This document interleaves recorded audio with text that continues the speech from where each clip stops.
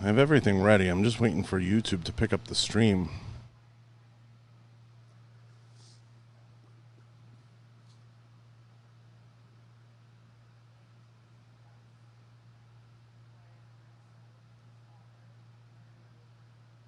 All right, we might be in luck.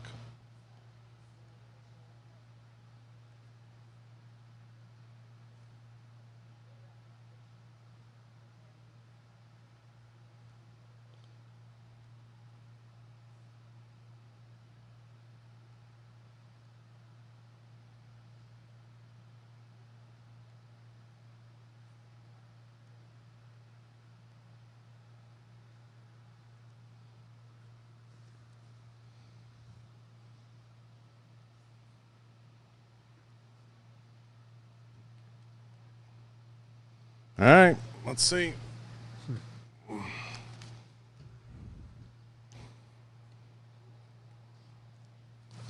right. All right. All right, we're back with another episode, but first the sponsors. Head over to www.johnbartoloshow.com and check out all the sponsors. First, Gallo Tech for the walls behind us, Rhino Metals for the table, Blackwater Ammunition, and of course, Galco Leather and Riton Optics. Appreciate the sponsors. Without them, we wouldn't be able to make the show possible. I want to take a minute and ask everybody to leave reviews. I do a terrible, awful job asking for reviews. I do better at that. I appreciate everybody. This is a big week. We got the man. He's in recovery. We're getting an update on all things UFC. Josh Emmett. What's going on, brother? Not much. Thanks for having me on. Listen, this is awesome. What's the deal? Tell me, how are you dealing with recovery right now? Why everybody's at Fight Island, everybody's coming back home, everybody's fighting 24/7, and you get to sit on the sidelines and watch everyone get the crap beat out of them. Man, it's definitely challenging.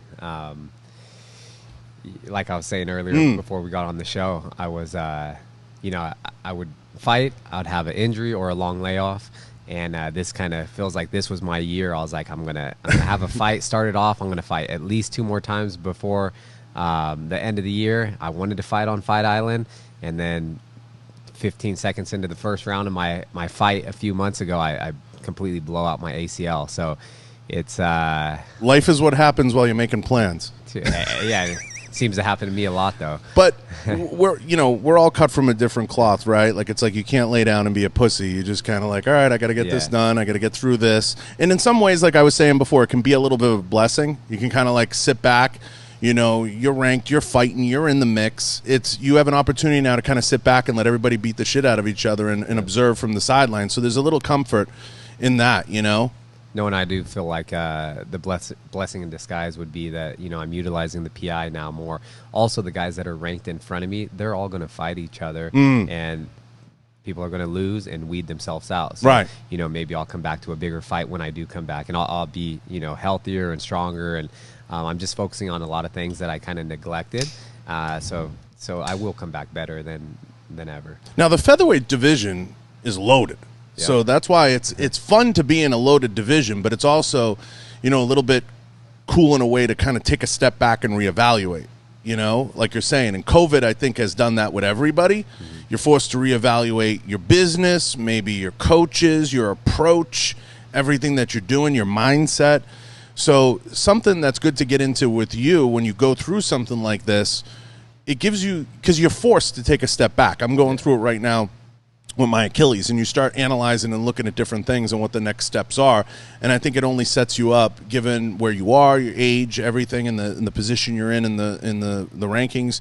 It gives you that ability to kind of be like, okay, let's evaluate everything that's out in front of us, and let's take a step back. It's almost like breaking a film down. Like, you just start breaking down where you want your career to be, where the next 18 months will put you, and that'll all, it's not like, taking a step back because you lost a couple bad fights. It's just it's an injury. You got to work through it, and you get through it, and you got a great team around you. And I think that opportunity forces you to kind of examine stuff a little bit, and I'm sure you're going through that. Yeah, and even with the whole pandemic and the lockdown and stuff like that forced me to reevaluate things as well. Like, because our gym was closed, I had my training camp before the Burgos fight was completely different than any other fight I've ever had. Right. You know? So I was just doing one-on-ones with my coaches. We had a small knit of just teammates that we were like doing, you know, sparring and drills, and that's about it. So I thought I was going to perform well. I thought I was in great shape, but at the end of the day, I did not know because it was all new. And then I went out there, and it was like I said, if I perform and feel the way I think I do, this is going to be a whole new kind of like a game plan from the get-go, just as far as training goes and stuff like that. And so I took a lot away from that. And then, like I'm saying, now that I've been out in Vegas for like, I've been out here for like 6-7 weeks. I'm doing so much physical therapy. I'm doing the strength and conditioning, all the treatment. It's just, this is another thing that I'm reevaluating things, you know, like I need to come out to Vegas. I need to use the Performance Institute. We have like everything at our fingertips, and it's right here, you know, like people that haven't been out here need to come out here because we have access to it. And it's like the best professionals and everything like that. So when I do go back in camp, I'm going to, you know, take mid say like the 5 to 6 week marker of a camp. I'm going to take a break, come out to Vegas, do all the, you know, treatment and strength and conditioning, and bring some coaches and do that. Especially like, because we're all rockheads, at least in the profession I'm in and in fighting, we don't do enough to be preventative. Yeah. Like, you know, we don't do anything that's preventative. Everything's like, I got to get to sparring, I got to get to this, I got to get to that. So we don't do enough to create those barriers to stop it before it happens. And I feel like the PI is a great place to do that, just because you have such access to good food, good rehab, good people to take care of your body. And that's obviously promotes getting a lot more fighters out here to participate in that. I wish they had one of these in Miami. They should have one in California. Yeah. You know what I mean? I mean, obviously, selfishly, we all, you know, want to put 10 of these out there, but I think it's a great facility for that, you know? 100%.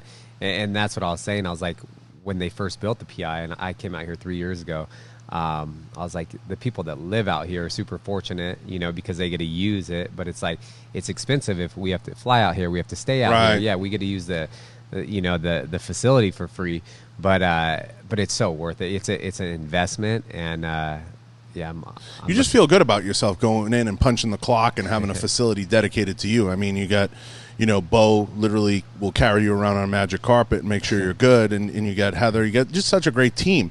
And I love what they did with that PI concept, and I really hope they figure out a system for guys that even retire in the UFC. And that's something I brought up with, you know, Colby Covington. I've brought up with different fighters. I'm like, they got to come up with a system when guys like you retire that have a lot of years of service, whatever it is, that you have the ability to access those facilities or use those facilities, not just as a fighter when you're in, but even after, for rehabilitation, for transition, for whatever the next steps are. And I think that they will. I think it'll get there. It's just a matter of getting it there, you know? Yeah, no, that's a great, yeah, no, I hope that happens. But right 100%. now, I don't know if that would be the case, right? Like, hopefully it does get there. I think it will, because I think the UFC's followed the model of the WWE. In many ways, where you guys are contractors, and what the WWE does is you're allowed, you know, they give you like unlimited ability to use rehab facilities. Okay. You know, if you have addictions, they give you there's a certain amount of medical now that they'll help with. So, you know, especially surgeries that they're attributed to what's gone on when you were wrestling. So if they follow that model, I think eventually they'll get there. It's just the UFC's still young. We forget how young it is. Yeah, no, you're right. You know what I mean? We're both in that age where we can remember when it was literally alligator pits in a mat. I mean, being serious. I mean, it was that crazy. It was like, you know, Hoist fighting, you know, some 300-pound guy who they pulled out of a bar room. It's kind of wild, you know? No, yeah, it's come a long way in such a short amount of time, and yeah, no, I'm super stoked to be a part of it. Now, your background in fighting, you come from that mold that's kind of dominating that division now. A little bit of wrestling, a little bit of jiu-jitsu. It's fun watching the smaller guys because they want to do so much, and they want to, you know, almost win cute every time, you know. And it's interesting seeing that division. That's why I love, you know, the whole division from the top down, whether it's Holloway, whether it's Ortega, Dan Inge. I know Frankie Edgar's making a run at it now. It's just fun seeing those guys mix it up in there. Do you ever kind of pinch yourself to be in that division and how loaded it is and how many cool guys there are in the division? Yeah, no, it's kind of amazing. You know, I've been a fan of MMA and the UFC since before it was mainstream. So it's like I watch every single UFC card. I'm still a fan of the fighters, you know, even though I could potentially fight them. Yeah, it's just crazy how stacked it is. But you know, I'm knocking on the door. There's only a few people in front of me. You know, there's 6 people in front of me, and I'm gonna keep on coming until I get that title. I think that's why this is a blessing. I do, because I think a lot of the guys that are going out there and fighting fight after fight, and I know I named some of their names prior to the show. I'm not going to name them now, but out of respect. But I think some guys that are constantly going to the ring, to the ring, to the ring, I don't agree with that philosophy, Josh. I just don't, you know. And I know what you're saying. Like, everybody wants to grab checks, and we're not being penalized, and you know, whatever, and it's just content, right? But at the end of the day, there's that psychological too. You know, you have to have your head right. Nobody wants to be injured, right? No. But at the same time, I don't see, like, you look at the top 3 guys, they're just not running into fights. Yeah. And you're right on the fringe of that. You know what I mean? So I think it's going to pay off for you in the long run. When you get to the point where you're good and you're 100 and you're rested and you're ready, you're going to be able to find your spot. And whether that's, you know, going after a top 2 or 3 guy or maybe a tune-up, whatever it is, I think that's going to be a better move for you. Yeah, no, you're right. And that's one thing that I've done in my entire career, where you'll see guys that fight and they get right back in the gym like the following Monday and they're training again. Oh. You'll never see me in the gym for the next like month. You know, my wife and I always go on a vacation because I feel like your body can't, your mind and your body physically, mentally, you can't stay in that type of stress year round. I don't care what anyone says. So I always take a long time to decompress, and then I slowly ease back into things. And especially even with sparring, you know, I only spar the 5-6 weeks out from a camp, you know, just because I don't need to take that damage. And I haven't taken a lot of damage in any of my fights except one, you know, so I think the longevity of my career, I still got some time. So. You smaller guys don't tend to avoid the damage, which is good because you guys put on a show, and that's what's fun about it. You know, you guys want to win creative, and that's always makes it awesome on the card. You know what I mean? I think that the downside of being in those divisions is you have to be so dialed in and so technically sound and so proficient, and you constantly have to work your technique over and over again, especially in that featherweight, lighter weight divisions. I was having this conversation a little bit with Cody Stamen. It's like there's very little room for error, especially as you crack that top 5, top 3, top 2. How you put your hands, your feet, just every little thing starts to matter as you get to that level. So it becomes a marriage of not just managing distance, because all fighting is a management of distance, but also managing your technique and then making sure you're going into every fight with a plan and having a sound picture of what you want to do from start to finish. Now, of course, all plans break down, right? Yeah. So it's a matter of just dialing it in and being able to adjust and make those adjustments. That's why film's becoming so big. It's just so big now in the UFC and in the fight game, and guys are constantly breaking film down. Is that something you've incorporated into your camps? Yeah, and I've always watched a lot of film on my opponents just because I feel like they do certain things that they've been doing their whole career that they're not going to be able to fix in the next 8 weeks or so. So I'm hoping that I can capitalize on one of the mistakes if I see it in a fight. But like you said, having a game plan, I had a game plan going into my last fight, and everything went out the window. It goes to shit. Just as soon as my knee just shot, I couldn't do anything. So I had to make a decision right there. Like, for one, I'm not going home with one check. You'll be happy in 14 and a half minutes. So I just bit down on my mouthpiece and threw overhand rights, It requires so much mental toughness to be able to continue to gut it out anytime you're out there and you're taking a pounding. It's just, especially if you're dealing with an injury and it's an injury, that's the scarier part. Yeah. When you go back to that corner and something's not right with you, I can't imagine being in that corner. You got a handful of minutes, right? So it's like, do you tell your coaches? Do you not tell your coaches? Do you full disclosure, because you don't want to have the fight called, right? But at the same time, you don't want to lose bad. So it's managing all those things. Yeah. So when Bo was telling me a little bit about your story, it's great to be around mentally tough guys, and we all have our moments where it's kind of like, oh, this sucks, I got to deal with this. But we're not pussies, like I said. You're gonna gut through it. You're gonna find a way. You're gonna figure it out. You're gonna get 100, and when you get 100, you're gonna have that mentality that you can go in there and feel confident on your structure and what you can do and what you can't do, and come up with a game plan that doesn't have to work around an injury. And that's never what you want to do, right? Yeah. You never want to be in that place. Yeah, not at all. And that's one thing, though. I feel like my mentality is my strongest attribute, and I just like I prepare for a fight, like even in say like like the hours before the fight. I like to be by myself, and I'm preparing myself like mentally, like this is going to hurt, like it's going to hurt like hell, and I accept that. I welcome it, because one of the things that I always say, it's like hopping into a Ferrari and flooring it into a tree with no seatbelt. You hope everything turns out okay, but you really don't know. Until you get in there. So that's one thing. Like, it's a fight. It's going to hurt. Okay, but I'm literally, and I don't just say that, but I'm willing to go through like pain and hell as long as I get my hand raised. And I've done that several times. Even my debut in the UFC, I had a compound fracture in my finger. I had to hide it from the ref because I knew they would stop the fight. And I thought literally my finger was being held on by the skin. Every time I would block a kick, it would, my finger would flap back against the glove, and I had to keep looking because I literally thought the guy kept kicking my finger off, and that was one of the most painful things. And it's just my mentality. I'm ready for that, and I think most people in my situation, in my last fight, would have quit. The thing hurt so damn bad that I think most fighters would have given up right then. It would have been okay with, the injuries come out a few days later, but in my mind, it wouldn't have been, But all you California jiu-jitsu guys have that same mentality. You're like, oh, whatever, man. Whatever, bro. We'll got it. We'll be fine. We're good. Like, you all have that same ride the wave, man.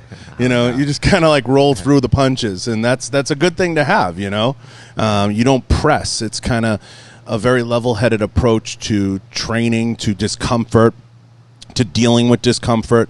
And anytime you're going to be in a combat sport, you're going to deal with that on a consistent basis. Yep. And it's just going to take the ability to be present, the mental toughness to gut through it, but also knowing when you're good, but it's not necessarily something you need to broadcast. You just kind of, okay, this went down. I'm gonna adjust. I'm gonna be fine. I know I'm good. I know how to handle it. Yeah. And that's the trick. That's the balance always in a combat sport. You're gonna get fucked up. I mean, that's the real reality. And in your division, it's just that balance of, skill, talent, and the ability to harness all the technique that you can, because it's such a skilled division, and you have to have all those things kind of marry themselves when you put your game plan together with whoever it is you're going up against. And you're right there, man. I'm excited to watch how it plays out with you, because I think it's going to be a lot of fun. And you have to feel, when I looked into your story a little bit and Bo was telling me, you have to feel as one of the more underappreciated guys in the division. Yeah, no, I've always felt like that. It's like, I know exactly what I'm capable of. My coaches, teammates do, but it's just I haven't had the opportunities that I need or that I want, I feel like I was always fighting people behind me and stuff like that, and now I'm just kind of to that point where I will only fight forward from here on out.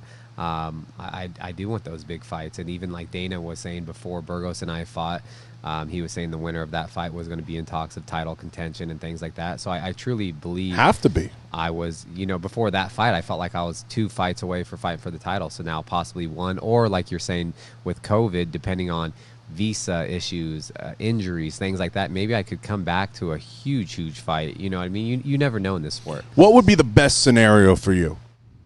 The best scenario, I'd fight Volkanovski. Like I want to. If you ask me one person I want to fight, I want to fight whoever has the title. And I think Volkanovski and we match up really well together. We're similar height.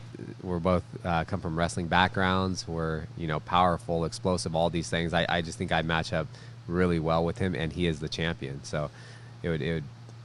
Some people shy away from that. They're like, I'd like to get, a tune-up match or something, but you want to dive right in, and that's fucking amazing. And that's always like I don't believe in ring rust or any of this stuff. I feel like if I'm in tip-top shape, I know how to fight, man. I will, and the better the fighter, it'll bring out the best in me. And I don't want any tune-up fights. I don't want any easy fights. Like, I got into the sport because I believe that I'm one of the best fighters in the world. I wanted to be a world champion. And so, like, if you ask me, who do you want to fight, I'm always going to pick the champion. Does it surprise you at all that wrestling's come in so strong in your time? Because you're at the age where you can appreciate it looking back. Mm-hmm. Wrestling's really snuck in there and become like the go-to thing. And that always surprises me because I didn't see it. You know, it kind of came out of nowhere that wrestling would become pretty much, if you're under 175 pounds, you have to have a wrestling background today. Yeah. I mean, you can make the argument you need it above, too, but if you're going to be in those divisions, you have to have either a very heavy jiu-jitsu background or a wrestling background. It's got to be one or the other. Yeah, no, I 100% agree. And because it's like wrestling, it takes years and years and years to develop skills and learn how to be a good wrestler. You can teach anyone how to throw punches and kicks like that. It'll still take a while, but it's hundreds of hours of mat time. Like, wrestling is a different, it's just a different animal. I grew up wrestling, and I attribute a lot of my success due to that. You know, I wrestled in college and all these things, and I picked up a lot of things pretty easy. Like, I felt like I you guys fly through jiu-jitsu. Like, it's not even there. But it's tough. Like, but people are on top control. But I like to actually pull guard and work because I feel like that's like my weaker part of my jiu-jitsu, I guess you could say. Yeah. But I used to be like the wrestler that goes in there and you're all tough and strong and holding people down, and like people that are regular jiu-jitsu practitioners, they don't like that. No. You know what I mean? So I just kind of try to flow and do all that. But yeah, wrestling, you need it. Yeah, wrestlers, when it's open mat, they're the worst people to be on open mat with.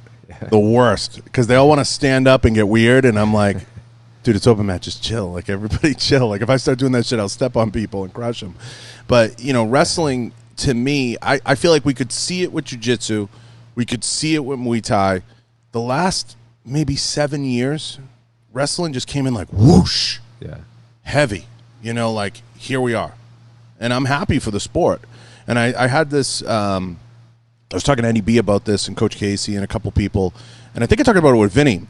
I said, selfishly, because I know Dana's starving for content, I would love to see, and this is what I thought would happen with COVID, like, different brackets where it was like the best judo guys in one bracket, the best wrestlers in one bracket, the best, and see like some kind of tournament format where we could like, you know, crown and almost maybe have it be like a one-off, have it not necessarily be a UFC thing, but have it be like an ESPN Plus thing. Okay. But UFC guys could participate in it, but how to get the rule set right and everything. Like Vinny and I were talking about it for like an hour, Vinny Magahalis and I, and like it's like trying to figure out like how that would play out. But I always selfishly want to see like who would win like the judo bracket, who would win the jiu-jitsu bracket, who would win the wrestling bracket, and who would win maybe like the Muay Thai bracket or whatever, and then kind of see how it all comes together. That would be interesting. I'd like to see that. That'd be fun. Yeah. I said you know, to Eddie, I said I'd pay any amount of money for that if that was like a 2-week thing, because it's hard now with the, you know, with the what do they call it? The commissions? You know, it's hard to get it through the commission because you can't do those tournament formats anymore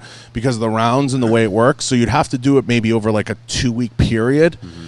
And that would be like the trick. Like you have to keep everybody engaged. But if you got like, say, I don't know, like the 4 or 6 best judo practitioners, the 4 or 6 best jiu-jitsu people, the 4 or 6, you know, I mean, again, it only works if you're able to like get Gordon Ryan in it. Yeah. You're able to get Vinny in it. You're able to get, you know, some key people, you know, Gary Tonin, maybe you get on the other side, you know, some key wrestlers that have, that's where like, you know, you can open it up to UFC guys. But maybe it doesn't help their rankings and it's not worth them doing it. I don't know. Yeah, just based on injury, like you saw the quintet stuff. You know how it was Pride, Strikeforce, UFC, and then Cub, he did what I did. He blew out his ACL. And like, I was actually, I think I was horrible. messaging with him then. That's fucking crazy. You know, it's like, and then that's like, look where he's at in the rankings. And then it's like, obviously they got paid a little bit of money, but that was not 100% not worth it. So I was even thinking about it. I was like, man, it would be horrible if someone got injured in this. And then that happened. I was like, the only way it works is if you did it like a PFL setup where there was like $1 million grand prize. Oh, then every motherfucker would be like, we're in. Oh, yeah. You know, everybody would be like, all right, fuck the rankings, fuck the belt. You know, who cares about that? Yeah, because then the money's there. But it's just pulling it all together to make it work, and what the rule sets would be the trick. Yeah, I do like selfishly though. I think Yeah. selfishly, like if I would could draw up how I would want it, that would be awesome. It's just whether or not you open it up to the UFC guys and you make it a ranking, how it affects you in your record, or you just treat it as a tournament and it is what it is, and guys enter at their own risk. But you'd have to put a hell of prize money up. Oh yeah, to make it sing. You know, to make otherwise no one would do it. Yeah. Yeah, I mean, you can't do no 50 grand. Yeah. To win, it's got to be at least $500,000 or $1 million. Yeah. But I think that would sell. I think that would kill it. I'd buy it. I would. In a heartbeat. You know, but figuring out who's into would be another thing, and then people's egos get all weird, and that would be like the trick in dialing it all in. But I think of these things because that's what I thought, like when COVID hit and they were trying to scramble to figure out how they were going to create content, because he's got to crank out a mother load of content for ESPN Plus. I just was like, my brain was going in a million, like, you know, what I would call like perfect scenario. Something like what we would see, because I thought Fight Island would be like the Kumite. I was like, they're gonna have a ramp and they're gonna have flames, and you know, I'm gonna see like Joe B or somebody come out in like a, you know, a freaking, you know, crazy setup. But you know, it just ended up being just getting you guys to work. And that was one of the, you know, looking back at it, my hat's off to the UFC and to Dana and to what they were able to do to keep you guys working, to keep everybody working. I mean, I know you were out, but to keep everything kind of flowing as best that they could and work around it. Oh yeah, no, that was one thing too, because I hadn't fought in a year, and then the COVID happened, and I was like, man, I'm never going to be able to fight. But then he was just, you know, we had this this conference call with Dana, and he said, you know, don't worry, I'm going to pay my staff. I'm going to pay all the fighters. If you guys want to fight during this time, like, you don't have to worry. You can fight and you can make money. And yeah, so I you know, I appreciate him so much for doing that. And he was the first person to get it up and running. And now you see like the NBA is basically following the exact same protocol. Yeah, and they didn't get involved in the politics and the BS and everything else. He just kind of got everybody back to work, and that's what it's all about. Yeah. Yeah, 100%. And so, yeah, made a decent amount of money and fought during this time. And, you know, I wanted to do a lot more with, you know, Fight Island. Just I thought it'd be kind of cool to be a part of that. But in the end, it's a brutal flight, though. Out. Yeah, that's one thing. After figuring out, like, what everyone went through, I didn't want to do that because they were just quarantined the whole time. They didn't get to check things out. You know, everybody looked cool around the pool, but it was a brutal. Yeah. After I saw that, I was like, I'm glad I'm not a part of this. Yeah, and so, you know, like we said, it's great to reevaluate. Now, you know, as you come out of this, and I know you get some time now, but as you come out of this, it's going to be, you know, a lot of fun as things settle down, because I think you're going to start to see some of the bigger names come out of the woodwork, and I think we're already seeing it. I know, like, Claudia signed, you know, she's going to fight in September, I believe.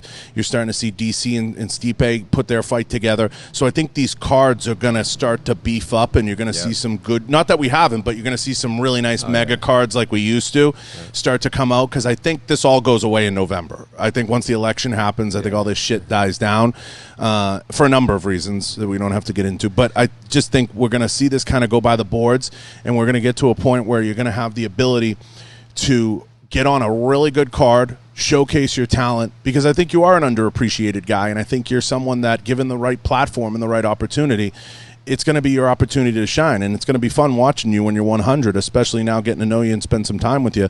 I think it's going to be one of those chances where you're going to be like in your own space, and you're going to be comfortable. And I'm looking forward to seeing that as it plays out. And I hope that, you know, you got your eyes already kind of dialed in on a time frame now as to when that might be and how you're going to, you know, start to coordinate that and put that together. We'll see. Yeah. You know, hopefully. I hope, selfishly, for you. Because I think there's so many good candidates. I mean, I'd love to see, you know, you and Max Holloway, or you and, you know, I mean, Volkanov would be great. Any of the above that put you in that mix, because it is kind of fun in a way to be, you know, a little bit of the bridesmaid fighting for it, because we've seen Georgie do that for so long, Masvidal, and he's made a fucking living off of it, you know, kind of being like right there all the time, like, you know, and there's something to that, because it builds your brand and it builds your name and it builds everything as you're right there. I mean, you know, say what you want about Colby Covington. We watched Colby do it for 2 years and milk it, you know, as much as he could and get all he could out of it. So, you know, whatever position they put you in, like you said, fighting up, getting into that 3-4-2 type of space, you get to start to get to be the guy, which leads me to the next point. you see these guys, and I've had, you know, Cody Stamen in here. I've had a lot of guys that are very mild-mannered, just like you, that are very matter-of-fact, very dialed in, very business. Does it ever bother you, the guys that have the shticks? The guys that have, like, the angle, you know? A little bit. Yeah, and that's just how it is. That's with everything. I feel like I'm sure you've seen it too. It's like the UFC will build up people that they think are marketable or whatever. False gods. Yeah, whatever it may be, but they create these people, and then you know, they get there and then they fall off. It's like, I've had no handouts. I've had like the hardest road possible, and I feel like they give me fights that they think I'm going to lose a lot, and I continue to beat them and spoil their plan. Right. And so at the end of the day, I always say that I just have to win fights, and everything that I set out to accomplish, everything I want will just fall into place. I think so. And it'll be that much easier when I do get to the top to just kind of hold that and sustain that, because I've had such a tough time to get there. So does it bother me? A little bit, but not so much. You know, I wish that I had, you know, if they did something like that with me, then, you know, they can build up or create whatever they want, and they do it time and time. Sooner or later, they can't ignore you. Like, No, I was exactly. having this conversation with Joe B, and Joe Benavidez is one of the most, you know, sorry, Joe, like one of the most, you know, normal, boring, just does his work, just does his business. And I think that there's something to be said about that. But there's a lot of guys that aren't, you know, trying to go out there and be flash, you know what I mean? And I don't think you have to have that. I think it helps guys, obviously, like we said, ascend and maybe claim a place that's maybe not necessarily theirs, right? Like you said, but it's a shtick. Like, you start to know it's a shtick, right? And it's a gimmick. And I think if you have a gimmick and that's what you use, it's going to help you in social media. It's going to help you in certain things. You don't make any money off the likes, but it's going to build you to where the perception is that you sell tickets. Yeah. And that's kind of what those guys are going for. They start to command a certain presence. But guys like you that just go about your business and win, and guys like Joe that go about their business and win, I think sooner or later they just can't ignore you, and you start to become more loved as the switch flips, because people want to see you in that top echelon. I feel like you kind of win over the fans, and that's what kind of happened with like Jorge Masvidal, Nate Diaz. Like, when you win the fans, then it's like, then they really can't deny you. Or even Usman. I mean? Yeah, Usman was one of the most, you know, boring. Like, they said, like, you know, he can't be the head of a card. You know, it's like that's why they needed Colby to be a mouthpiece, and I get that. But sooner or later, people were like, he's pretty fucking good, he's you know? Really good. Yeah, he's really fucking good. Yeah. And you just become so good they can't ignore you, and you reach that point, or you have that perception. I think there's something to be said about that. For me, I have more respect for guys like you and guys like Joe. It's not taking anything away from the other guys, but you just go about your business. Yeah, and that's one thing. Like, I got into fighting. I think I can fight. You know, I didn't go to acting school. I'm not going to be someone that I'm not. Like, people are always telling me that, like, oh, you need to start talking shit. I'm like, man, that's just not. I'll write you a script. Yeah, right. Like, I'm not gonna. That's just not me, man. I think anytime I'm on a card, I want people to be excited because they know I'm fighting, and all. I like aim to be exciting. Like, that's one thing I really try to do, and you know, be exciting for the fans and everything. And I've never been in a boring fight. I've never been in a boring wrestling match. Things like that. People like to watch me wrestle in college and high school because I was exciting in wrestling matches, you know? So it's just, I'm going to still just continue to be myself. I always will be, but I can fight, and I'll put on a hell of a show. What guys do you, I want to ask you this, what guys, ask every fighter this, do you look at, you know, through the years in the UFC, and do you admire their style or what they did or what they brought to the table? I'm always curious, you know, because we all do this, right? Like, you look through kind of history and you're like, damn, I really liked how that guy did it, or how he handled his business, or I was a huge fan of his. Is there someone, you know, when you came into this, because obviously UFC is the dream, right? So you come into it, and are you like, you know, do you kind of pinch yourself getting to go to the PI, and then do you reflect and you're like, man, I'm so happy to be here, but I loved how Hoist did it back in the day? Are there guys you look at through history and you're like, I admire how they did it or how they approached their business?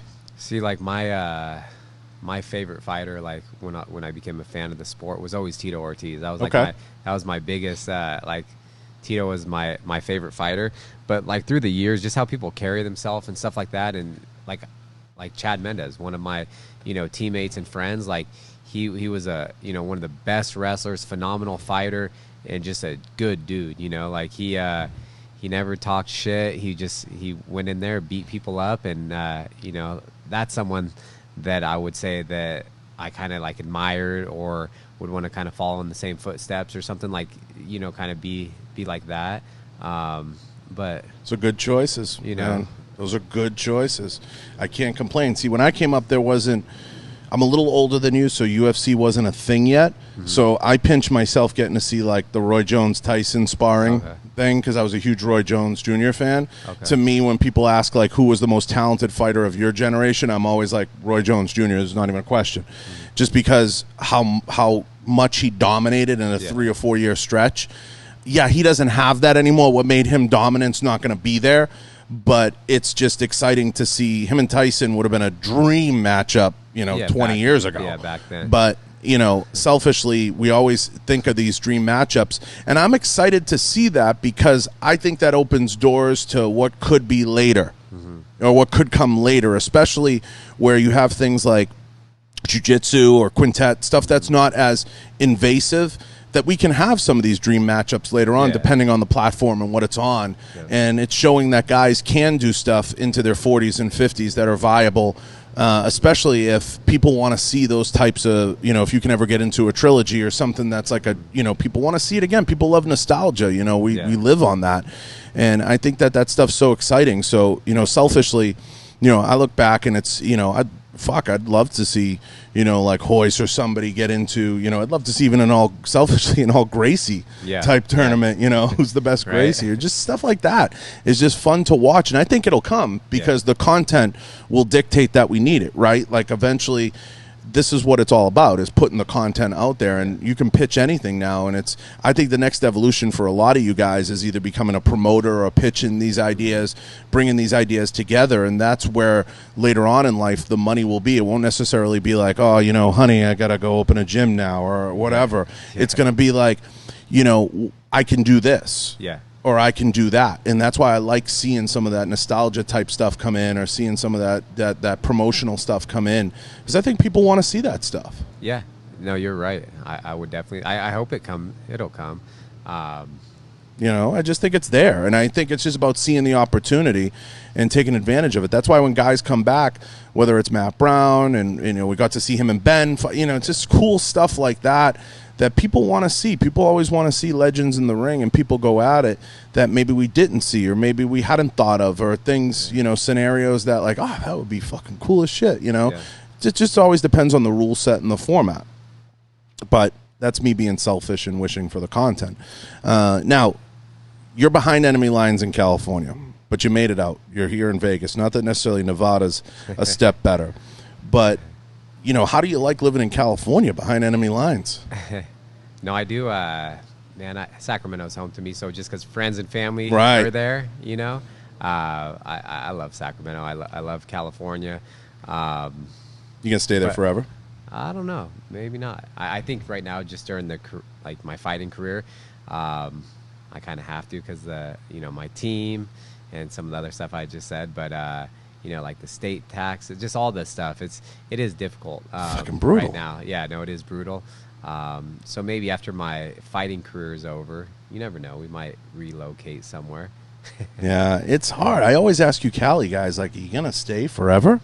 What's the next step? Where does it go from here, you know? And Cali's a tough one, because it's just like you said, the taxes, can't do business there. I know so many people, including Coach Casey, you know, pulled a lot of their businesses out of there. It's just too hard to operate in that state, and they've made it so difficult to just even do anything there that nothing's easy. I mean, it's so expensive too, and it's like, it's literally just because our friends and family are there. Like, if everyone was out here, hey, we'd move out here. If vice versa, you know, anywhere else, you know, it's tough. Like, I was talking to Kat Zingano when she moved out there. I was like, what are you thinking? You know, like, what the fuck are you thinking? See, I don't know anything else. I've only lived out there my whole life.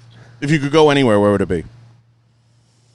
Friends and family are out of the, you know, just you, your wife, where would you go? Probably somewhere in Europe, man. Yeah? Yeah. Oh, I didn't understand that. I don't know. But, no, I really don't know. It's we've traveled so many places all over the world, all over, you know, the U.S., we do like Sacramento, just because it's like, I don't know, it's so diverse. We have great, like, a nightlife. We have so many good restaurants. It's like farm to fork. It always comes back to the food. The food, with yeah, us. the food. I'm telling you, it's the best. It's the fucking food. We're spoiled in Sacramento. Like, we've been so many places, and we always like miss our sushi place back home. We miss this back home. It's just so much better, and we're so close to everything. You know, we can go to the ocean 90 minutes. We can go to the Sierra foothills 90 minutes. We can go everywhere. It's I just hate it because you can't hunt, you can't own a gun, you can't, like, you have good outdoor life. Yeah. That you have. I can't argue that. But I'd probably, if I was in Sacramento, I'd probably have to do like Oregon or Washington, something I could still drive it if I was that tight to my family, but just away enough that I could do whatever I wanted. Yeah. You know, depending on what I wanted to do. Like, if it was to own a gym, go where no one else is, and, you know. But, I mean, if I was me and my lifestyle, if my family was based in Sacramento, I'd probably look somewhere, look maybe north, or, that's the safest bet. It's probably something like that. Or do Vegas, or you do split. Yeah. You do split, and you always keep a tie to Vegas, because Vegas, at least you have a little more freedom, and you're close to the fight game as long as that's a part of your life. And I'm sure that it will be well into your 40s, I'm sure. But figuring out those next steps is never easy. And I'm always, Cali guys, man, it's crazy, because you guys love to live in discomfort, But, I mean, I guess, for the most part, you got to stay close to that family, man. Especially if you're going to have kids and everything else. It starts to get heady, because you need those babysitters too. if that's in the cards. I know, and for us it's not, because my wife's parents live like an hour away. My mom, she's super busy, wouldn't be able to, so we'd be screwed. Listen, you adopt a couple or have a couple grandkids or something, that'll change. They come. Something about grandparents, they want to get into heaven. They're nicer to that. You'll be nicer to someone else's kids than they were to you. Right. Believe me. I've seen it. So it's going to be, an interesting, journey for you especially. But, I understand, the whole idea of that Cali lifestyle. I could never take the plunge, I go out there and I feel like I'm in like enemy territory. I start to clam up. That's the same way my little brother feels. Like, he was in the military, and then he lived out in Texas, and then he comes back and all he talks about is, the gun laws, this and that, and this, he's right. But it's so funny. It's so intrusive. Yeah. They want to tell you everything you can do and you can't do, and that's what scares me about. I try to tell people, like, you don't want to live like that, being told what to do, when to do it. Like the mask thing. Everybody gets, you're anti-mask or you're pro-mask. It's like, no, I just don't want to be told what to do. I want to do what I want to do. If I want to stay 10 feet away from you, I'm going to stay 10 feet away from you. I don't want, the government telling me when I can pee, when I can eat, because it becomes a slippery slope. I mean, Cody Stamen was from Michigan. He was very vocal about everything going on up there, and he's just like, I can't believe we turned into such pussies, up there. And, it's just one of those things. I mean, Cali's been long in the toilet with that thought process. And it's more the taxes than it's more the financial than anything that kills you. I mean, you could deal and work around some of the laws. It's the taxes are just, you're giving the money away. That's why Joe Rogan left. That's why he's leaving. He's going to Texas. Yeah, that's right. Because he's getting $100 million and he's getting murdered in taxes. That's crazy. It's bananas. I mean, I don't blame him one bit. No. I mean, I'm not saying Texas is the answer. That Dallas-Fort Worth area is no day at the beach to live either. It's tough to get around there. It's big. And I try to tell people all the time, like, you're going to have problems everywhere. You're going to have struggles everywhere. It just depends on the type of life you want to build and what you want to do. But, for the most part, it'd be interesting. We'll see what happens. I mean, as far as the politics goes, we'll figure out what happens in November. But, whether or not, any changes come to California, I think that's a ways away. I don't think that'll happen anytime soon, especially in Sacramento. I mean, you guys are in the flames, so we'll see. I had a funny, conversation with some of the fighters I was talking to about just kind of, the next steps. And we were touching on this with your career. I mean, is that something you think about and you dwell on, like where it will go from here, or do you stay in the present and focus on the here and now? No, it is. Yeah, I'm always thinking ahead, just because I know fighting, like, I hope I have a good 4, 5, 6 years left, but I feel like I only have a few good years to make a run at the title, just being realistic. Yeah, I'm always trying to, like, I want to maximize the money that I get in these next handful of years and just try to tie up my retirement and, Right. like, real estate Yeah. and stuff like that. And I'm a part of a few businesses in Sacramento, like a health bar and all this stuff, but that's being hit really hard right now with, course. COVID and everything going on. So, yeah, I do think about the future, but It's funny because every fighter has a different mentality when I have them in. Like I had Claudia in, and that's all she talks about is what the next steps are. Okay. How she'll evolve.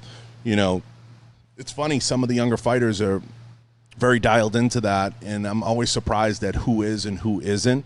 And I think when everybody starts out, it's just I'm invincible and I'm going to do this forever and I'm going to, and whatever. And then you meet some, and some are so unorganized and can't figure it out what the next steps are. Yeah. So it's nice when you hear about somebody who has, like you said, maybe a few businesses, they're handing a couple other things, whether it's, even owning your own house. It amazes me sometimes, some guys and some gals that, they don't even think beyond what the next step will be, or even in the here and now. They, I don't know how, they get through the day, because I'm like, I couldn't even go like spar, like they're worried about like where the next check's going to come from. Yeah.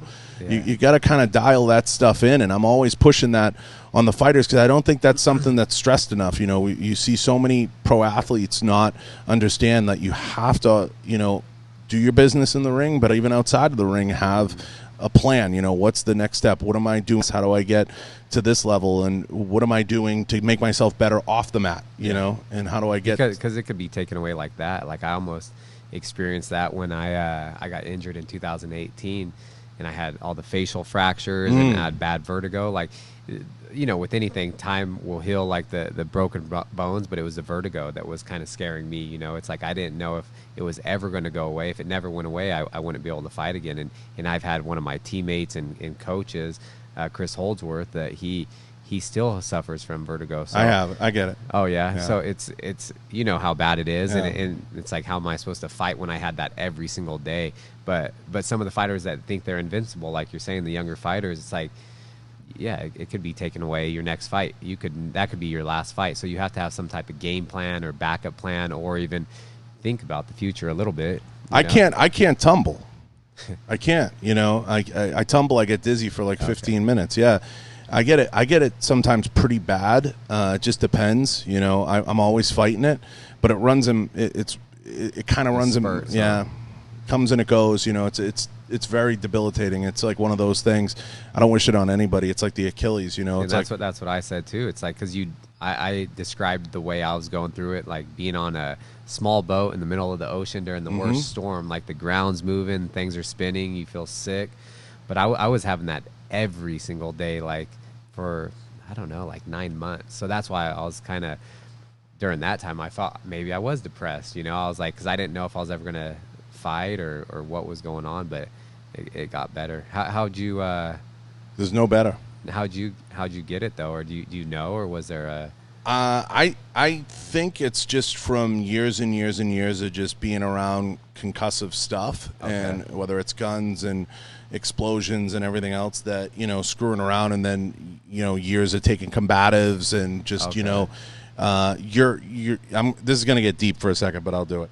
So your brain has this gray matter, right? And it's like basically like a sponge floating on like a piece of like water, you know what I mean? Yeah. So like, it's not good when your brain sloshes around, you know what I mean? So over time and years and years and years of training and doing different things and being on ranges and getting banged around. I played sports at college football. I played football my whole life.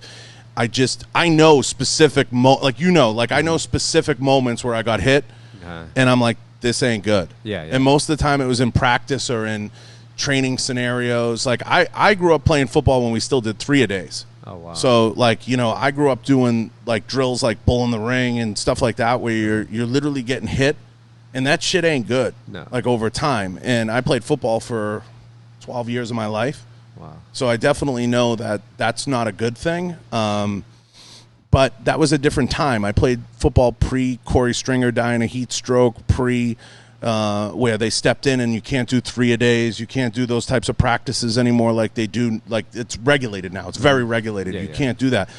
When I played high school sports, and I'll say this, and my coach was probably listening because we're still very close, we didn't have water breaks.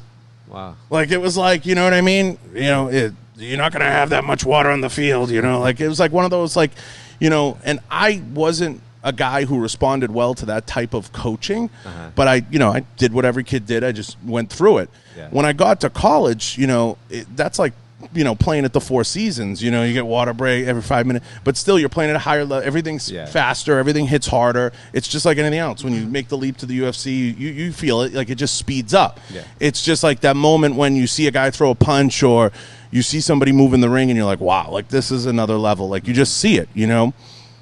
And I lived through it. So, you know, I mean, for me, I think years and years and years of that added up to just not being able to have my body bounce back the way that it used to. And I'm a little older than you. So I'm in a different place. It's just, you know, I'm by no means a professional athlete in any stretch of the imagination. But when you train out here too, you know, I mean, you're not rolling on the mats with Joe Shit, the ragman. I mean, you're rolling on the mats. One day it's Ben Saunders. The next day it's, you know, so you're not training in Idaho.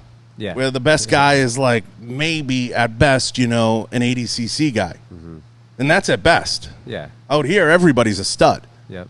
So you got to kind of always come in and be on, even if it's just a class. Yeah. You know, that's the intimidating thing about Vegas. You know, and that's what we have at our gym too. It's in Cali, of course. Tuesday, Thursday night class is like the no-gi class with Holdsworth, and that's where like all the pros go and all the, you know, the members can come and stuff like that. And yeah, studs. But it is hard even rolling with some of the, you have good members, you know, but it's like we have to be on too because they want to go with us. And I'm like, I really don't want to go hard. I let them set the tone and then they like start, I'm like, because they want to prove something. Yeah. So I'm like, oh, now I have to, you got to put them down. Yeah. I have to go hard. I was like, I really didn't want to go hard today, but fuck. Like when I first moved out here, I'm training with Vinny like the first night. Okay. I'm like, are you fucking kidding me? I got, you know, world champion on top of me. Yeah. But, you know, I came from SBG to here, so there wasn't a lot of slouches where I was, but at the same time, it's awesome to be around that. That there's awesome. It's so much fun to be around that. That's why you're here, right? Like that's why you train in California. But like you said, some of these gyms, like I was talking to Nicky Rodriguez and Gordon, like you go up to Danaher's gym, some of the best guys in that gym are fucking accountants. You know what I mean? Like, that's where you got to be careful because you go in some gyms and there's just straight killers in there. And some of the best killers are the ones that don't even compete, that are just coming in, like you said, and trying to prove something. So, you know, I love being in Vegas and doing it. You just have to realize your limitations when you're in my position, you know, as a novice, as a guy who's just, you know, doing it to do it. And I think, you know, managing any injuries, especially something like vertigo or something that's ongoing, you have to be aware that it's there. Yeah, and I say even in my position too, it's like I'm real selective now with my training partners and you have to be. Even the pros that are on our teams. Like I know like this guy's a spaz, he's hurt people in the past. Like I only have a handful of guys that I trust that I'm not going to hurt them. They're not. Yeah, gonna you hurt have me. to be. So it's like you kind of have to be selfish, you know, in a sense. But it's you're in a different boat. I got to take whatever they throw at me. You know, I mean, and you see it how they manage certain guys. Like I see how Joey gets managed. You know, it's like certain people have, you know, you have to balance who you put in front of you. And if you have injuries, you always have to make the guys you're with aware of them, especially even as a novice, because it's not worth it. No, I mean, I've been through too much, you know, even hurting my Achilles. It's probably something that got hurt earlier that was triggered by this, and any injury that I've had, you know, through the years. And if you do wrestling or jiu-jitsu or judo, any of those long enough, you're going to have some significant injuries no matter what. Yeah. You're right. Even if you're, you know, just showing up and just banging around for belts, you know, you're still going to have an injury take its toll on you. That's what the hard part is, the mental. It's just getting through it, fighting through it, and then sometimes you'll go through that questioning. And you brought up something that's important.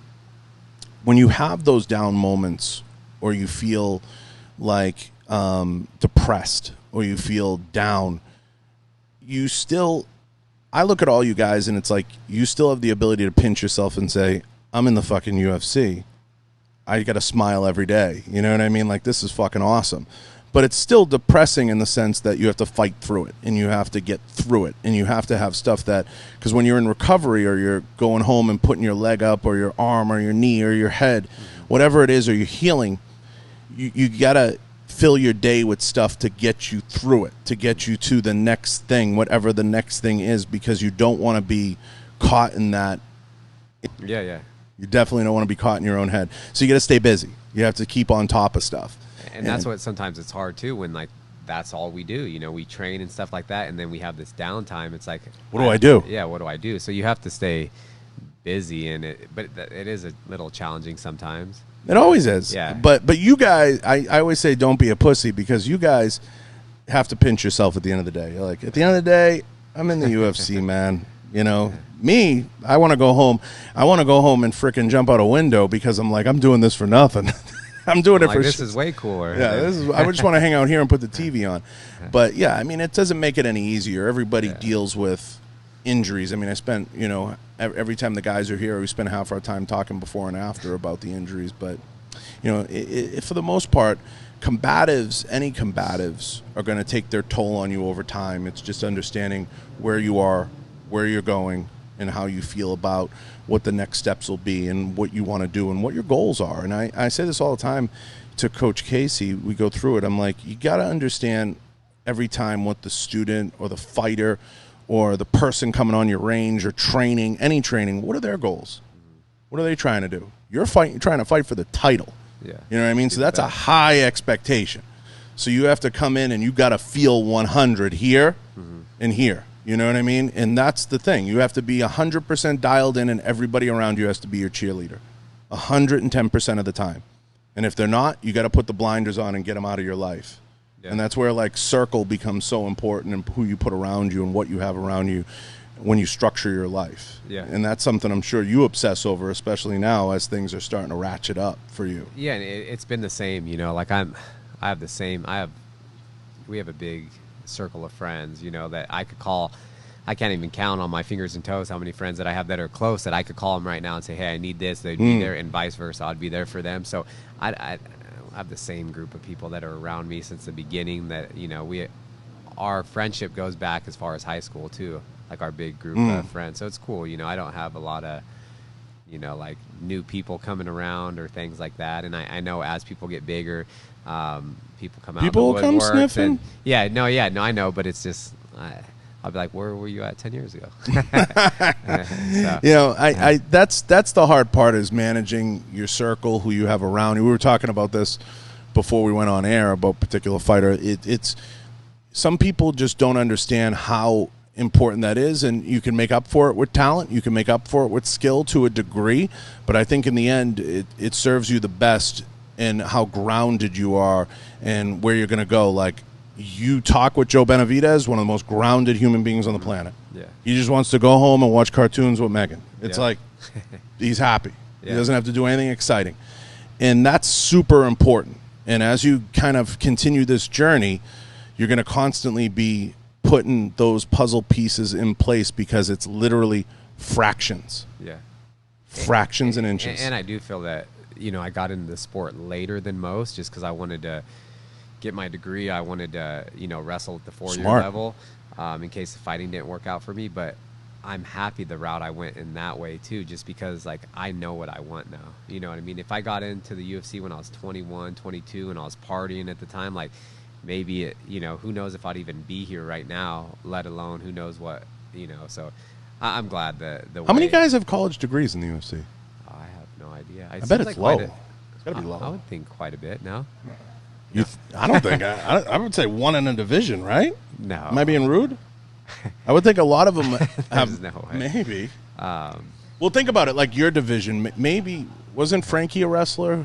Who was a wrestler? Whoever a wrestler was. I think a lot of the people that. Yeah, you're right. There's probably a lot of wrestlers that have wrestled degrees. at the 4-year and had, you know, because I know, like, even like none of the jiu-jitsu rats have it. You know, right. I could say that. I'm one of them, but I mean, none of them have them.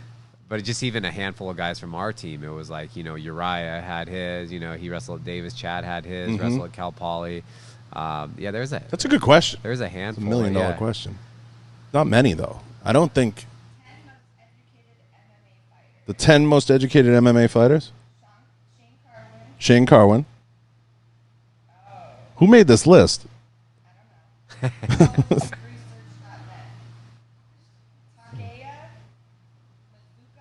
Takeya Mizugaki. Oh, yeah. Jeff Monsoon, Rich Franklin, I could see that about Yeah. Rich. Gary Martin, And he used to be a teacher. Yeah. Sam Hobart, Nick Dennis, Rossi Sexton, Raheem Ferguson. Rich Franklin I can see because he was a teacher. Yeah. Yeah, he's got to have a master's at least. Yeah. Probably the most educated one. Right. But yeah, I mean, it's interesting. That's an interesting one. I'm going to have to do more research into that for sure. I mean, again, that doesn't dictate intelligence. It just sees things. It shows that you see things to the end. You see things to the finish. But I don't think that's getting into it late. I think as time goes on, like you said, a lot of these younger guys that dive in at 21, 20 years old, I mean, you know, they really ready. You know, when you go back and you look, there's very few champions, Tyson being one of them, right, that we can look back and say, you know, at 21, 22, obviously, you know, mentally, and having it dialed in. I got to do more research into that because where the sweet spot is of becoming a champion. And, you know, when you're kind of I mean, men are awful anyway. We don't mature till we're like 45 years old. We were talking about this. I still have hope. Yeah. I mean, we don't mature. We mature at like 42. Yeah. We're hideous. We're awful creatures. But, you know, for the most part, that's important that you see things to the end. And, you know, whether you feel college is the way to go or it's maybe it's an intense level of training, you want to be a black belt or you want to, and I put a black belt up there too, you know, I mean, as seeing it to that point, you know, before you're ready to make the leap, there's something to be said about holding yourself back till you feel you have everything dialed in. And that's the same thing with me. Like, okay, college, that was kind of never in my mind. You know, I was going to go into the military right out of high school. I was already in the delayed entry program and stuff like that. But then I had my junior college wrestling coach. He called me and he said, "Hey, I want you to come wrestle for us. I already have your classes set up. You just got to come pick up your schedule." Like the guy already set me up. So I felt like, okay, so I went that route anyways. And, you know, I felt like wrestling helped me because I had to do good in school in order to compete still. You know, you had to at least have Open a 2.0 and stuff like that. You know what I mean? So I felt like sports helped me through just school in general. But then as I got into college, I was like, man, I wish I would have applied myself a lot more because I felt like I just kind of like skid by and did what I needed to do to pass so I could. Oh, I didn't even open a book. So I could play the sport, you know, and then as I got to college, I'm literally like, I'm like actually studying for midterms and stuff, and I'm like cramming everything in, and then I'm doing really well on the test. I'm like, if I would have done this my whole life, like I could have gone to a different college, but you know, it's but I feel like it just. I went to UMass, and I'd love to spin some yarn about me being a genius, but I barely opened a book, and then I went to BU after, then I went to the police academy, and my whole life I tried to run from structure, but I always seemed to like be like, you know, oh, after UMass, I'll go to BU. After BU, I went to, you know, the academy, and I'm like, fuck, man, I just got sick and tired of people telling me when I could eat. It was the honest to God answer because it all comes back to food, right? But, you know, it's funny you say that because we all look back like, I wish I partied more. I wish I partied more because looking back and seeing, you know, what mattered to me was the social interactions, the networking, the developing of people and relationships was always very important to me. And I just said, longer than this piece of paper will last will be the relationships I form. Yeah. And that was like the most important thing to me. So I was like, if I could develop strong relationships, because growing up in Boston, it's a very political place. Everything was who you know, not what you know. Didn't matter. It's who you know, you know? People don't go to Harvard because of what they're going to learn. They go there because of who they're going to sit next to. And that's the key. So when people say, oh, you know, I wish I went to a better school, you know, it's all relative to who you're going to sit next to and who's going to be in your class. Yeah, if you graduate with Jeff Bezos, that's going to make a difference in your life. Yeah. If you graduate with Bill Gates, that's going to make, he didn't graduate, but it's going to make a difference in your life. It's all who you sit next to, and that's how I viewed the world. Everyone has a different view of the world. If I had read 4 more pages of War and Peace, I don't think that would have made this like huge compelling difference in my life. Though it sounds good. Yeah. At least, but that's my interpretation of it. But I think there is something to be said about seeing something to the end. I think that's important. I always say, if you start something, finish it. Yeah. I think that's the most important thing. And you're going to start something soon. You're going to go on your journey, and hopefully you're going to finish it. Yeah. And hopefully you're going to get it done. I think you will, because I think you just have the right mindset. And along the way, I think you will fuck up a lot of people's plans. And I think that's important. Yeah. I think you should always want to be a spoiler. And I think being a spoiler is the best seat to be in. You got to love being hated more than you love being loved if you're going to be successful. Yeah. That's what I say. You have to kind of love being hated. You have to love being, like you brought up, being that spoiler, being the guy that goes into a Max Holloway fight. Oh, Max going to win. This is just, fuck Josh.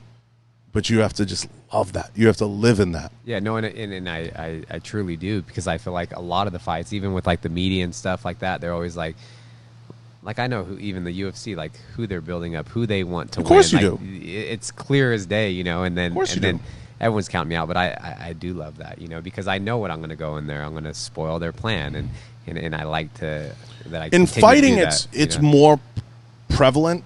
In the NFL, everybody loves to see you like rise and fall. So everybody hates Tom Brady, right? Yeah. So they love to see him. They want to see him lose.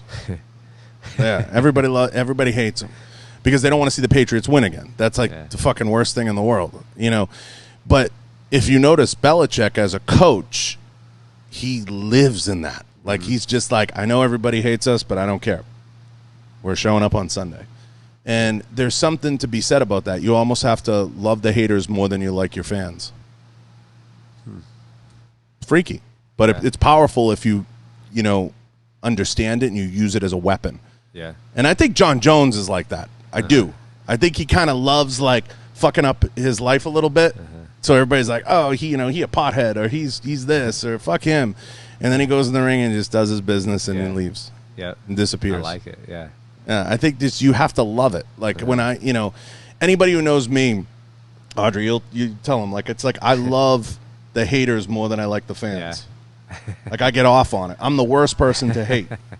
And I purposely will be like that guy just to stimulate the conversation a little bit, at least on social. Yeah. Because I don't know how you handle social. Like I'll kind of be like, yeah, I suck. Fuck me. I'm awful. But you got to kind of live in that a little bit. I play around certain ways like that, but only my friends and stuff, like kind of low. It's a my subtle sense of humor. So when I do stuff like that, people that don't know me, they're like, oh, they think I'm serious, and they're like, Josh is just fucking around. Yeah. But it is kind of funny. It's a Tower of Babel thing. It's kind of like you post something or somebody has something negative to say, but you have to kind of play into it. Like play into it. Yeah. No, I do that, and then people that don't know me don't understand it. So. Which I don't care. So much fun. I mean, just everybody's mindset's different in how they deal with it and how they process, especially social, right? Like when something pops off or somebody has something to say, or maybe your name doesn't come up enough, which is probably the case with you. It's like, what the fuck? What do I got to do? You know what I mean? But that'll get there, and as you get closer, whether it's a fight, whatever, everybody's going to have something to say. I can promise you, just in the mindset stuff that I've learned, and just from having 300 guests on, you have to almost love it. You have to almost get off on it, because you'll use that as a weapon. You'll weaponize it. And when you weaponize it, it's so much more powerful, I think, to walk to the ring, to be in a public setting, to be around people where you just kind of love, like, because they have to shake your hand. Yeah. At the end of the day, like, they got to shake the champ's hand. Like, at the end of the day, if you're that guy, and that's kind of one of the things with Uriah, like never winning the title. He can be anything he wants to be if he got that title just once. Yeah. You know what I mean? And you almost feel for the guy. I mean, he may not go down as the greatest to not win a belt. It might end up being Joe. It might end up being Joe. I think Joe flipped the script on him. That's what I think. I think it might end up being Joe. But nobody wants that title of that guy. But it's still something to be said, to be in the conversation as one of the best to never win it. So you have exceptional coaching and a great team around you, because he's an exceptional fighter. I think he just got into the UFC a little later than maybe he should have. Yeah, I think that's what he did. He missed his window just a little bit, especially as it pertains to Uriah. But I mean, and even one of that fight where Dominic and him fought, like I was at that fight in Vegas, and I kind of thought Uriah won that fight. Like, if you go back to watching, it was such a close, like, you could have, like, went either way, you know what I mean? Like, but no one's dealt with haters better. Yeah. As far as like you get that type of insight, you know what I mean? Yeah. But, I think he missed his window by about 2 years, 18 months. Just missed it. I mean, fuck, that's a tough one. But, I think Joe will eventually, I'm hoping Joe gets over. He's just one guy that I just selfishly hope he gets over just because he's so fucking awesome, Yeah, he's putting so much time, and it's crazy. It's like he's so close. But so close so many yeah, times, just like he's right there. It's just, but I think, when you look at that whole, the divisions you guys are in, it's just such cool divisions. There's so many good dudes. There's so many fucking competitors. There's so much fun to watch, so many great cards. It's like you can spin it 8 different ways and the dice will always come up with something cool. Like it's, I mean, is there anyone, I got to ask you this. Is there anyone you look at, maybe in another division that, you kind of like Joe, you kind of feel like they don't get their due? Do you feel like they're in the same boat as you? I'd have to think about that. I'm sure there. Like just off the top of my head, I can't name like specific fighters, but I know there is. It's because I'm always kind of comparing guys or looking at guys and looking at their career arc and how it plays out for them, and I just But even like you were saying before, like Usman, like obviously he's a champ now. I feel like I'm kind of the way that people thought of him, or you know what I mean. But he was so good, and he just continued to win and win and win. Then he became the champion, and then now he's headlining cards and fighting the biggest guys too. He's getting over. He's getting over. Yeah, so I feel like I don't know, kind of on the similar path. Hopefully that would be a good one to follow in. But yeah, I don't know. I'd have to think about that. It's just there's so many names. I mean, there's just so many people. It's just so loaded right now. Like the UFC is just so loaded. And selfishly, you go through it and you look at it. I think John Jones had a similar arc in many ways. I just think obviously his off the ring stuff gives him that notoriety or gives him that whatever you want to call it, street cred or something to talk about, whatever however you want to spin it. But I think there's so many guys that I look at, even when I kind of look at like who's dangerous but feel like they don't get their due is probably one of the scarier things. Like you and then there's some guys you just wish maybe selfishly that they'd take a step back, or you wonder sometimes like Michael Chiesa is an awesome one. Yeah, he's a fucking awesome fighter. There's just so many guys. I mean, that I look at. Just being in the UFC, it's an amazing accomplishment in itself. And then to call those guys colleagues or peers, and to kind of walk the halls of the PI and pinch yourself, it's just so much fun. And there's just so much you can get into and dream matchups and talk about that you guys got it made. And I think it's a lot of fun. And where it goes from here for you, I'm just excited to watch. That's all I can say. Look at. We went for an hour and 20 minutes. I had a blast. I love having you on. I think this is going to be so much fun to see how it plays out with you, because I'm coming out of an injury, and selfishly, I'm going to live my life by watching you. So there's no pressure. Vice versa, man. Just a little. Yeah. I mean, I get to run around here in Disneyland. Fuck me. I eat cake every day. But you got it made, and I think it's going to be a lot of fun. I do. Cool. Thank you. Where it goes from here for you, you got my blessing. I'll be buying tickets. I'll be watching. And I think that everybody better take notice and pay attention, because the way you carry yourself, the way you approach your business, the way you handle things, and just even your presence in here and talking to you, a bit before, and I'm sure we'll talk after. I'm excited to see what happens for you. Well, I appreciate it. Thanks again for having me on. Of course. Listen, tell everybody where to find you and where they can look you up. I have my Instagram and Twitter handle is Josh Emmett UFC, so JoshEmmet UFC, and then I have a fan page on Facebook, or you can just go to joshemmett.com. Everything, all there. Social media stuff and everything I support is on there. So joshemmett.com would be the best place to. And what's with the tats? You got like these crazy dragons or fucking ninjas fighting on. What was tiki. Was that a mistake, or is that like you had? So I had. Well, this is like a Japanese theme. So I actually had You like Ben. You like the samurai shit. But I had an ugly cover-up. Okay, I got when I was I had a tattoo. So this was a cover-up, and I liked the art. And I got this done like 15 years ago. And then everything else has a meaning. Like I have my godson's initials here. You know, got the little bomb for throwing bombs in the octagon. Everything means a little something. But yeah. And listen, and I think you should go back I did start out early, though. I started out when I was like 18, you know, getting tattoos. So I think you should go back to the beard. Yeah, you like that? Yeah, I think you should bring the beard. No? Beard? She likes it. Like, yeah. My boxing coach, Joey, he calls it the bad luck beard because I only had it for one fight and I got facial fractures and all this stuff. So he's like, get rid of that bad luck beard. What about a goatee? You could bring. I like Ben when he had the beard too. I think that, you know, it's kind of more savage. I don't know. I could try. I think you should. Yeah, I think weird. it's a good look for you. Yeah, I'm like blonde everywhere, but I get like red. The ginger. Yeah. My mom's a redhead, but it only comes out in my beard. It's weird. Yeah, I think it makes you look savage. I think go back to the beard. You know, hey, that's my thoughts. Listen, the tats are fucking crazy, and I love when you guys get into the samurai shit. I think that's fucking awesome. You know, especially you know, when it's a cover up and you're trying to hide something and you get it. One of them turns into this crazy thing. It kind of turns into just this. Kept adding on.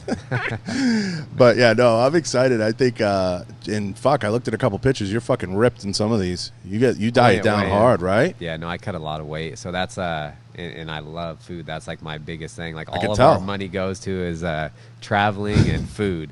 There's nothing wrong with that. And so yeah, I cut a lot. So I only look like that for a little bit. For an hour. For like 20. Yeah. And Cody was a couple guys were telling me they could put like 15 pounds on after weigh-ins. Oh, that's nothing. I put on like 30. Like I literally I weigh in at 46.